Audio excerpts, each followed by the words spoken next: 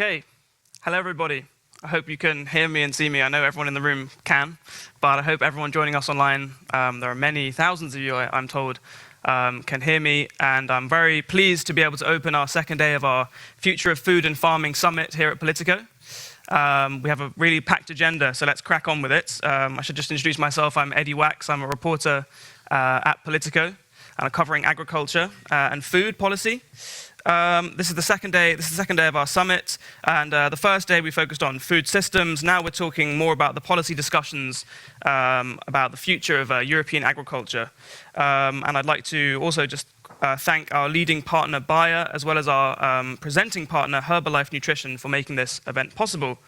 A little bit of housekeeping stuff to start off with. We have a sort of online portal called Swapcard, so if you're not connected to that, please sign up. You can talk to each other. I mean, people who are online, people in the room, and you can ask questions and participate in polls and all sorts of interesting digital things. And that also applies to people in the room, the lucky few who are with me here today. We also want to make this as interactive as possible, so don't hesitate to tweet about this event, and our hashtag is #PoliticoAgriFood. I mentioned a poll, and there is a poll which Bayer is presenting, and the poll is: we have a strong enabling innovation agenda to achieve the Green Deal and the Green Deal's ambition of a climate-efficient and competitive agriculture. Do you agree? So we were meant to start off today's event with an interview with Julien de Normandie, the French agriculture minister. Unfortunately, at the very last minute, he had an agenda change and couldn't make it. So it's a shame, because it was also going to be an opportunity for me to practice my French and embarrass myself on the internet. So I dodged that bullet. But I'm sure it'll be very interesting. But luckily, we have a very, very interesting interview with, which is a pre-recorded interview, which our editor, Christian Oliver, did yesterday with Tom Vilsack, who's the US Agriculture Secretary. And it's not only about America, it's about the EU-US policy agenda and the relationship on both sides of the Atlantic. So it's really fascinating. And we're going to bring that to you very shortly. But for now, I'm pleased to welcome Bruno Tremblay, who is the regional head of Bayer Crop Science for EMEA. And so will Bruno please come up to the stage and give us some opening remarks?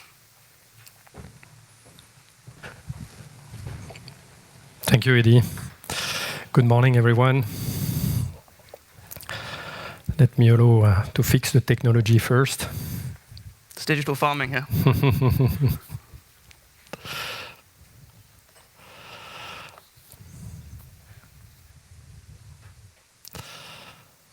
Here it is. So, good morning, everyone. Good morning, Eddie, and merci to Politico for organizing this fantastic event covering such a crucial topic. Thank you also to those joining here in Paris, and thank you to those joining as well online.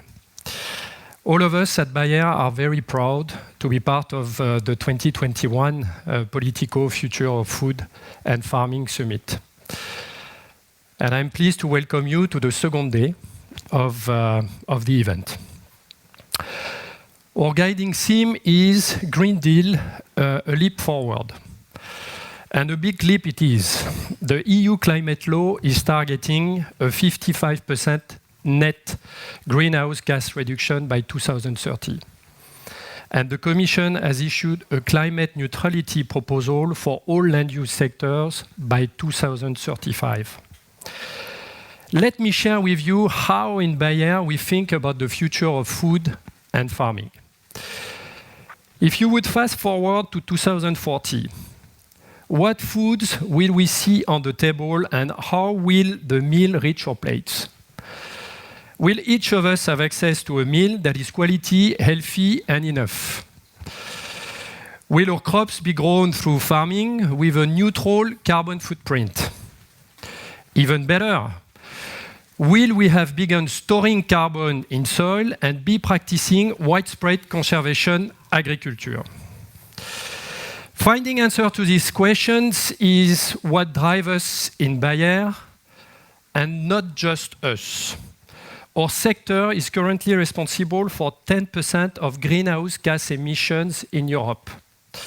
But it is also one of the few sectors that can remove greenhouse gas from the atmosphere while increasing the resilience of the agricultural system.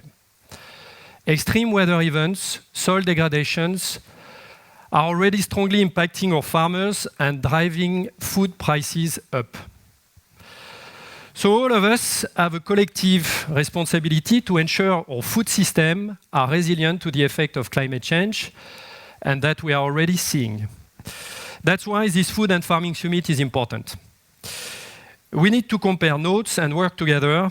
A climate-neutral Europe is possible, and agriculture has a critical role to play. That's why Bayer, as a European company, is here today. Health for all, hunger for none is our vision. Thinking, developing, bringing innovative toolbox to farmers is what we do. Partnering with other organizations and companies to advance the agenda of sustainable farming is the way we do it. So let me put forward a few collective efforts that are currently driving our industry agenda and that could feed into the discussion today. On soil health and carbon farming, through partnership like the EU Carbon Farming Coalition with the World Economic Forum, we at Bayer are working directly with companies and organizations across the food value chain. Together, we are building carbon farming models that rewards farmers and other stakeholders in the food chain for moving towards climate neutrality. A second important area are new genomic techniques. These innovative plant breeding techniques can contribute to the Green Deal objective by enabling and accelerating the development of more resilient seed varieties. The European Commission has identified NGTs as a technology with the potential to significantly contribute to Green Deal objective, particularly farm to fork and the biodiversity strategy. Bayer wants to encourage the conversation around NGTs. Regulations should ensure that it is fit for purpose. And a third area where we are advanced in the industry is digital farming. Farmers are increasingly using AI, data, satellites to optimize precision farming. Currently, there is a flourishing of initiative in that space involving players, large and small. Imagine public and private players collaborating more efficiently and effectively to drive precision farming in every corner of EU, and the contribution that would make to increase efficiency of inputs and resource management in the field. At Bayer, we fully support the Green Deal climate targets. But we also believe that making Europe the first climate-positive continent with a resilient food system can only work if every farmer in the Union gets access to climate-smart tools and gets rewarded for implementing them. For agriculture to leap forward and help achieve the objective of the Green Deals, farmers, the private sectors, government, science must all work together. Leap forward now. Thank you very much. That was Bruno Tremblay from Bayer. And let's quickly move on to the big name interview which we have for you with Tom Vilsack, the US Agriculture Secretary. Let's hit play. Hello, my name is Christian Oliver, Senior Policy Editor at POLITICO Europe, and I'm delighted to be able to welcome US Agriculture Secretary Tom Vilsack to our summit. Having served through both terms of the Obama administration, he is one of the most immediately recognizable personalities in global agricultural policy. In the interest of transparency, I must say that we are recording this on a Thursday afternoon in Brussels, but I'm still going to say good morning for the benefit of all the people in Paris. So good morning and welcome, Mr. Vilsack. Nice to be with you. Thank you very much. By way of a very quick introduction, I would like to say that this is a crucial time to discuss the EU-US agricultural policy and relations because sustainability and climate change are so much to the fore on both sides of the Atlantic. I think in normal times, before submarines, it's fair to say that agriculture was one of the most contentious areas of transatlantic relations that we've always had to write about over the past years, with topics like GMOs, glyphosate, geographical indications. But I think the thing that really interests me now is the global climate push, and whether there are finally more grounds for convergence than ever before. And I'd very much like to discuss that, really, when it comes to climate sustainability and trade policy. I think much of this EU audience will not know much about how US agriculture is pushing for net zero emissions and how you plan to get there on a voluntary basis. Finally, just before we leap in, I think for the benefit of those watching on either side of the Atlantic who may not know the latest phraseology that we'll be using a lot during this conversation, I'd just like to lay out one of the areas where America and the US are taking different approaches. Over this side, the EU has a big sustainability agenda called Farm to Fork, which foresees 50% pesticide reduction and 25% of farming going organic. The US also has big aspirations towards sustainability, but is expressing doubts about this approach. The US Department of Agriculture in March ran a series of models and concluded that the EU model was rolled out. If it were rolled out on a global basis, food production would drop 11% globally and drive up prices 89%. The US is looking to gather countries together in what is being called the Global Coalition for Productivity Growth. And we definitely want to explore this topic and this vision with you a lot more today. So as our starting place, I think this all begs the big question, Mr. Vilsack, where are we now between the EU and the US? Are we really pulling in the same direction? We're both talking about sustainability, but are we going the same way? Well, I think there is definitely an agreement on the definition and the construct and the confines of sustainability, that it's economic sustainability, it's social sustainability, and it's also environmental sustainability. All three of those aspects have to be formulated in whatever policy you choose. I think there's also consensus on where we want to get to, which is ultimately a net zero emission agriculture that reduces the concerns that people have about agriculture generally and its contribution to greenhouse gases and some of the challenges we face with a changing climate. I think where we may diverge is that there may be different pathways to get to that destination. As you mentioned, the EU has its Farm to Fork effort and its Common Agricultural Policy. And that's one way they believe to get to a more sustainable future. The United States believes a slightly different approach. We think that there are market opportunities here, market-based opportunities, a voluntary program with incentives that will drive people to take the steps necessary to meet all three aspects of sustainability. And so it's really same goal, same destination, if you will, but different paths. And I think the challenge is to make sure that whatever path we choose, we don't use that path as a way of blocking or making or creating additional difficulties in terms of our trading relationship. So it's a bit complex, but I think there is at least a consensus on where we need to get to. We will definitely come back to that aspect of the trade relationship. Just starting on the basic mechanics of this voluntary nature of the process at the moment. How confident are you that this entire process can continue to work in the US on a voluntary basis, and that you won't need to sort of legislate something more compulsory later? Well, I think if you're truly interested in farmers, in ranchers and producers in the United States adopting climate smart agricultural practices and creating a more regenerative approach to agriculture, a more circular economy where we replicate nature, the voluntary incentive-based system works best in the US. I think if there was an effort to try to mandate all of this activity, I think there would be resistance, and you would not get to this destination as quickly as you could if you provide additional resources. Here's the bottom line.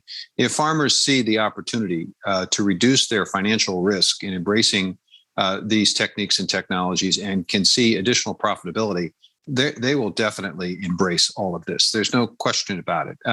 There's been a change in the approach that farmers in the US have to this issue of climate change in the 10 years or so when I first started this job in the Obama administration, and that change has been in a positive direction. So I think if we structure the programs properly, if we provide the right set of incentives, if we create additional market value added for farmers, that we'll see compliance and we'll see acceptance and we'll see a significant increase in stewardship. One of the difficulties that was encountered over this side was that when farmers were encouraged to have what was called here greening policies, there were some complaints that they turned towards a form of tokenism, if you like. It became a form of farm support continued to move in, but the actual things that they were doing, the reforms they were doing on the land, were not actually all that worthwhile in terms of ecological terms. Are you concerned about that? Do you see that there are things you're going to have to do in the US to stop that happening? Well, I think in order for the market to basically reward certain activities, you're going to have to be able to measure, certify, and verify and quantify the results that you're getting. And so I think that's going to be the driver. If farmers see market value added and they see appropriate incentives reducing risk, then basically the responsibility will be to make sure that we're measuring properly and verifying properly so the market feels confident that they're getting the result that they're paying for. And I think that's the way in which we want to address this particular concern that you've raised. Clearly, we want to make sure that we're getting value for whatever it is we're investing in. Moving back to your more recent announcements about a global coalition for productivity growth, what does a coalition mean in these terms? Is this about sharing technologies? Is this about aid payments to some parts of the world? Can you just tell us more? What is the coalition element? Well, I think first and foremost, it's basically making sure that people understand from our perspective, those of us, the countries that are joining this coalition, that we don't think you have to sacrifice productivity in order to get to that net zero sustainable future. That we believe that there are science and technology that can be utilized appropriately to allow us to produce more with less. Gene editing, for example. And I think the coalition is designed to share best practices, to have a common voice and a strong voice in whatever dialogue or discussion may take place, whether it's in a UN Food System Summit or whether it's in a COP26 occasion or any other forum where these issues are being discussed. We want to make sure that there is a clear, articulated message that is in support of productivity growth, not necessarily at the sacrifice of climate and sustainability. I think it's a sharing of best practices. It's potentially joint research projects. It is making sure that the science and technology is adequately thought through and adequately explained and educate people about the important role that science will play.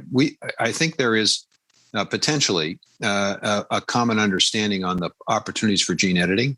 I think there's a slightly different attitude, at least I have seen in my discussions with individuals from the EU, that there may be a more openness to this notion of gene editing than there was to genetically modified science. And so we all need to be looking at that. Is there a way, for example, we can create the ability of plants and crops to absorb more carbon in the process to make sure that more carbon is stored in the nutrient aspect of whatever the plant or crop might be? How do we expand root systems so that more carbon is stored in the soil, improving the soil quality, improving water quality, and also reducing, again, the footprint for agriculture. What sort of expressions of interest internationally have you received so far in your diplomatic discussions about this idea? Well, I've had good conversations, particularly in North America and the Western Hemisphere. I think that Mexico, for example, had a conversation with Secretary Villalobos yesterday, and he understands and appreciates from a Mexican perspective the importance of this. I've had an opportunity as well to talk to folks in South America. And so I think that there's a recognition that there are a number of nations who believe strongly that we can't sacrifice productivity in order to reach a sustainability goal. We've got to challenge ourselves to meet both goals. The world's got to get fed, and it's got to get fed in a sustainable way. And we can't basically sacrifice one for the other. So, I mean, how deep is your concern that the EU's model, particularly if it spreads and becomes develops a sort of ecosystem of agriculture around it internationally, is the opposite of this, is the one that will actually lead to less production? In your conversations with the Europeans, to what extent are you expressing concern about this model? Well, actually, it's not me expressing concern so much as it is producers in the EU also expressing some concerns or questions about whether or not, in fact, you're going to see an increase in productivity or whether you're going to see a decline in productivity based on the standards and based on the goals that have been articulated. And obviously, I think it's important for us collectively in the aggregate for agriculture to understand its responsibility. Again, twin responsibilities. We are responsible for feeding the world. That world's going to continue to grow. It's going to continue to expand. The climate is going to continue to provide challenges in terms of more extreme weather conditions, which may make it more difficult in some places and easier in other places for productivity to increase. So we collectively have to make sure that we can meet the demand. And we have to do this, again, in a sustainable, regenerative way. I think it's possible to do that, but I think science and technology is going to play a critical role. And I don't think you can discount that as you begin to make calculations. So it's not my concern so much as it is the concern that's been expressed to me as folks are putting together, when member states in the EU, as they're putting their programs together to comply with the Common Agricultural Policy, they are getting questions from their own farmers about whether or not this is going to work. Do you think there's some danger, though, that there's a construct that some rivalry could appear between these things as a mutual destruction between the two, or an opposition is going to be inherent, that the French naturally will start to say, well, hang on, there's this US model with Latin America and it's all about pesticides and we're completely different, and we'll get into that rather entrenched narrative. Do you think there's a danger of that rivalry reappearing? Well, I think the danger is whether or not our trading structure and system is altered in a way that doesn't acknowledge the science, doesn't respect the science, and doesn't go based on a rules-based system that allows predictability and stability in a trading relationship. I think that's the concern that we always have in our relationship with the EU, and so that's a concern. I'm not sure that I'm concerned about the competition between the two strategies, because again, I think we share the same goal, and the key is, gosh, if they can get there and we can get there, then all the better. If it turns out, as we're all working through this, that there need to be adjustments either in the EU or the United States, obviously at some point in time, those adjustments will be made. But at this point in time, I think it's pretty clear there are two different pathways. And I think the United States and many other countries are going to go down one path. The EU is going to go down a different path, and hopefully both paths work. I mean, one very particular thing about the European path is a very bold reduction in pesticide usage. How do you, just basically, what do you make of that? Well, I think as they say, the proof is in the pudding. We're just going to have to see what the impact and effect of that decision will be, and whether or not it can be implemented in a way consistent with the standards that are being set. In the meantime, I think on the U.S. side, we obviously have to be concerned about pesticides and the application of pesticides and herbicides, and making sure that they're being used judiciously, making sure that the science is there to support the need, and again, making sure that we look at different ways. Again, with gene editing, don't we mean to come back to that? But I think there's just an amazing potential there for us to use that science potentially to reduce the need for herbicides and pesticides, or to create a situation where they don't create the risks that some may be concerned about. Would you ever consider a target in the US in those terms for reducing pesticide usage? Well, I think the thing about the U.S. is that there's so many different regions, so many different areas, so many different crops. There's tremendous diversity here, and I don't think in the U.S. I think one size fits all is a very difficult concept to apply across the board for the variety of U.S. agriculture. I think we're obviously going to see, and we will support a continuation of a growth in the organic area. I think there are many farmers who are interested in organic farming. Many of those who are getting into farming are interested in that, and we need to be supportive of that. We need to make sure that we also provide some assistance, in my view, for those who wish to transition from a conventional operation to an organic operation because they see value added. Our challenge in the U.S., in addition to sustainability from an environmental standpoint, is to make sure it's economically sustainable. And the concern that we have, and I have in the U.S., and the department's very focused on, is the fact that so many farmers in America today don't necessarily generate the majority of their income from their farming operation, which means that their families are required oftentimes to have multiple jobs. And what we want to be able to do is to reduce the number of farmers that have to rely on outside income, because what they want to do and what they love to do is farming. We just want to make sure that we have more new and better markets so it's more profitable in the future. I have a question about red meat as well. I see that you had to fight off some sort of conspiracy theory recently that you had a plot to reduce red meat consumption by 90%. To which you responded by, no, we have no plans whatsoever to cut red meat, which is interesting in its own way. Could you tell us just a bit about your thinking about that level there in terms of where people get their proteins from? You know, sort of surely not 90%, but is there not a case for a modest moves away from red meat to different forms of meat, different forms of protein? Could you just tell us a bit more about your thinking on this question? I would say that let me start with the proposition that in order to feed a hungry world, in order to make sure that that world has sufficient nutrients, we're going to have to see an increase in protein. Now, that protein increase can be from a variety of sources, and I don't think there's any question that that will actually happen. I think we'll see an increase in plant-based proteins. We may very well see an increase in cell cultured proteins. But at the same time, I don't think it necessarily means that we have to eliminate or necessarily reduce the amount of animal protein production in the US. What we need to do is to figure out ways in which that animal protein can be produced in a more sustainable way with less impact on the environment. And I think that is possible. I think it's possible to reduce methane, for example, with feed additives and feed ratios and the types of feed that animals will receive. I think there are clearly ways in which methane can be captured and reused in the form of fuel and energy.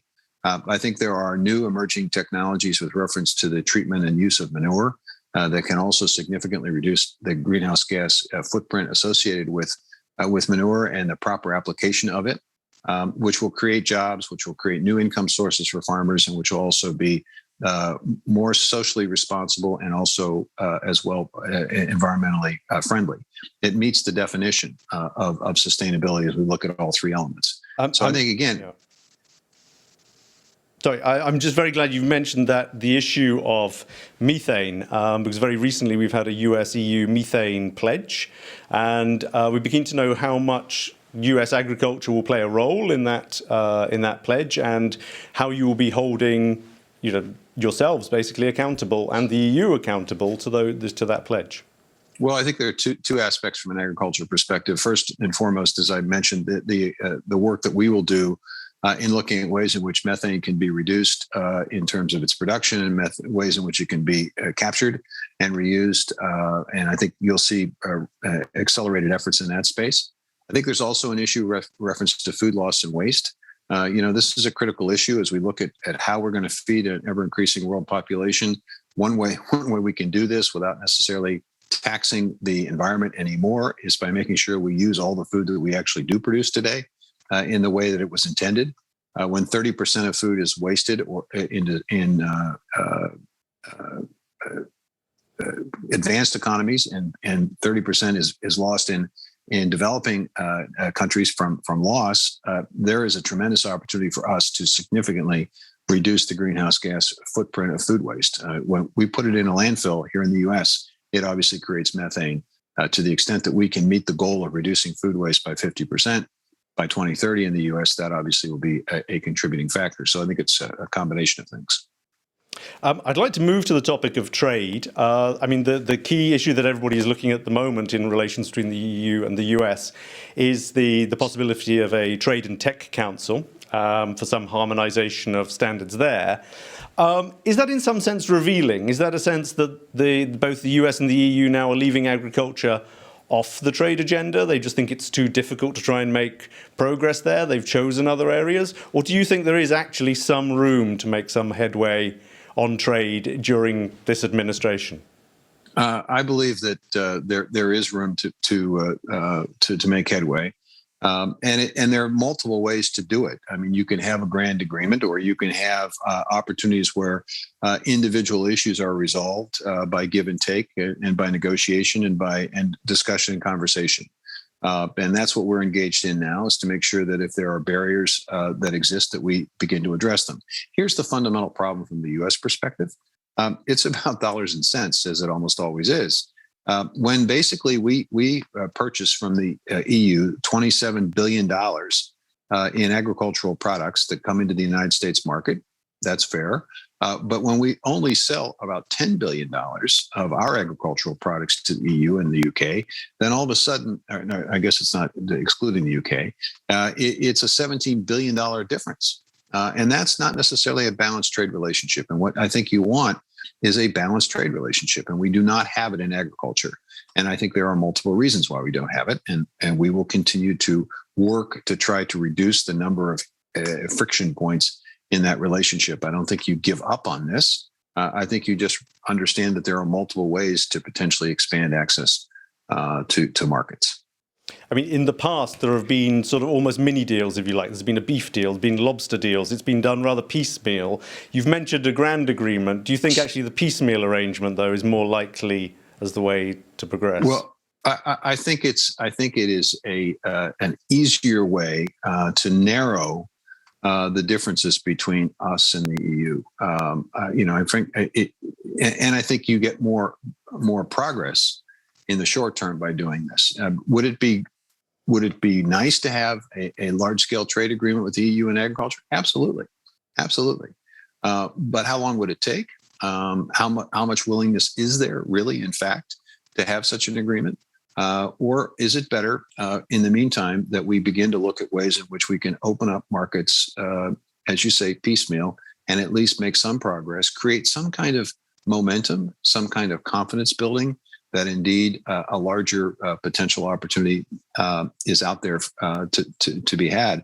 I think at this point in time, especially early in an administration, you reach out, you try to see if you can solve an irritant here or there. You try to build confidence, you try to build relationships, and hope that at the end of the day, you've got more trade opportunities than you had at the beginning of an administration.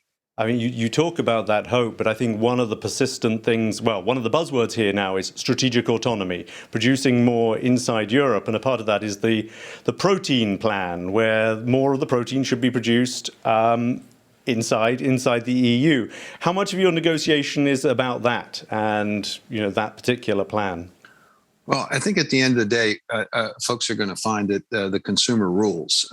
And to the extent that you adopt a policy that could potentially have an impact at the counter in the grocery store, in the price of whatever it is that people are paying for, they're obviously, I think consumers are interested in competition. They're interested in choice. They're interested in making sure that there's competition for their consuming a dollar, so to speak. And so what we're interested in is making sure that we are able to compete. If we lose the competition, so be it. But when we're prevented from competing, that's a different situation. We certainly don't have that circumstance here in the U.S. For the most part, our market is pretty open, which is why we purchased $27 billion of agricultural products last year from the EU. I mean, it's even going further to the extent that the French presidency of the EU, which comes up at the beginning of next year, is talking about more moves within food policy to ensure that countries with standards very different from those of the EU are so that you can block the imports coming from these countries in a way that has not been common practice underneath the WTO rules before. I'm interested to what extent you're engaging with the French on these issues at the moment. Well, we've had conversations with the French. We haven't had specific conversations about a desire on their part to essentially create a trading system that really isn't a trading system. I mean, the whole point of this, of having a trading system, is to make sure that goods are able to flow across country lines and borders without friction, so that, again, consumers have choice, consumers have competition, and there's an opportunity through that competition to continue to promote and to accelerate innovation. If I'm competing with you, then I have to figure out a way in which I can make the case better. How do I do that? Well, I innovate. And so I think if you try to be too self-contained, the challenge, I think, is that you may stifle innovation. You may stifle choice, you may stifle competition, and your consumers may end up having to pay more. That's obviously a decision that each country is going to make. In the meantime, we're going to continue to press for a trade relationship that's more balanced and even. One final question, Mr. Vilsack. What keeps you awake at night? What is your biggest concern as a policymaker?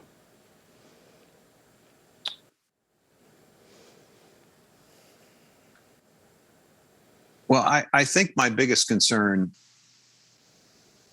is having the time to be able to do what needs to be done to meet all three aspects of sustainability. I don't think we have the luxury of time. I don't think we could just take our time getting to a more environmentally sustainable place, a more socially sustainable place, a more economically sustainable place. I think we have to accelerate our progress at a much more rapid rate than we've had in the past. And change is always difficult. And accelerating change in a time of rapid change can sometimes cause confusion, can sometimes cause irritation, can sometimes cause pushback.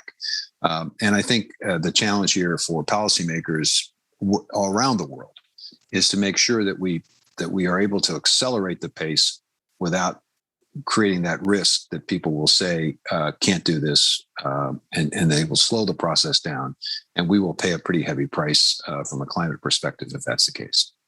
Mr. Vilsack, thank you very much indeed. Thank you.